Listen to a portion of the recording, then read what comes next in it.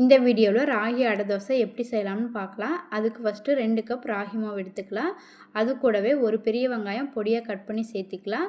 கருவேப்பிலையை சின்ன சின்னதாக கட் பண்ணி சேர்த்துக்கலாம். முருங்கைக்கீரையை நல்லா க்ளீன் பண்ணிவிட்டு பொடியாக கட் பண்ணி சேர்த்துக்கலாம். இல்லை அப்படின்னா வதக்கி கூட சேர்த்துக்கலாம். வதக்கி சேர்த்துனாலும் நல்லாயிருக்கும். இந்த மாதிரி பொடியாக கட் பண்ணாலும் சீக்கிரமாக வெந்துடும். இது கூடவே 1/2 பல் பூண்டு தோல் உரிக்காமல் நல்லா கழுவிட்டு சேர்த்திக்கலாம். அது கூட காரத்துக்கு 2 காஞ்ச மிளகா, 1 ஸ்பூன் சீரகம் சேர்த்துட்டு கொரகொரப்பாக அரைச்சி சேர்த்திக்கலாம்.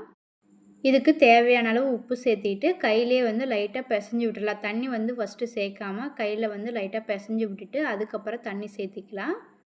இந்த மாதிரி கலந்து விட்டுட்டு அதுக்கப்புறம் வெதுவெதுப்பான தண்ணி சேர்த்துக்கலாம். கை சூடு தாங்குமல்ல, அந்த அளவுக்கு வெதுவெதுப்பாக இருக்கணும். கொஞ்சம் கொஞ்சமாக ஊற்றி நம்ம சப்பாத்தி மாவு பதத்துக்கு பிசைஞ்சு எடுத்துக்கலாம். லைட்டாக சுடு தண்ணி சேர்க்கறனால அடை சாஃப்டாக இருக்கும். சாப்பிட்றதுக்கு நல்லாயிருக்கும். பார்த்தீங்கன்னாவே தெரியும். இந்த மாதிரி பிசைஞ்சு எடுத்து வச்சுக்கலாம்.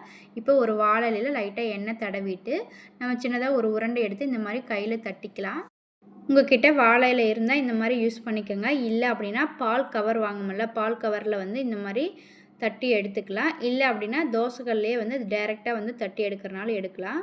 தோசைகள் நல்லா சூடானதும் இலையை இந்த மாதிரி போட்டுட்டு உடனே எடுக்காமல் ஒரு நிமிஷம் விட்டு எடுக்கணும். இலை லைட்டாக சூடானதுக்கப்புறம் எடுத்தோம்னா ஒட்டாமல் வரும்.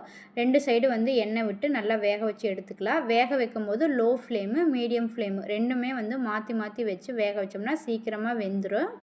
இந்த அடை தோசை 2 சாப்பிட்டாவே வயிறு ஃபுல்லாயிரும். காலையில் பிரேக்ஃபாஸ்ட்டாகவே எடுத்துக்கலாம். இல்லை அப்படின்னா ஈவினிங் பசங்க ஸ்கூல் விட்டு வரும்போது இந்த மாதிரி சூடாக செஞ்சு கொடுத்தாலும் நல்லா விரும்பி சாப்பிடுவாங்க. மாவு முடிஞ்ச அளவுக்கு மெலிசாக தட்டி எடுத்துக்கலாம். ரொம்ப மொந்த மாவு தட்டினோம்னா அடை வேகாது.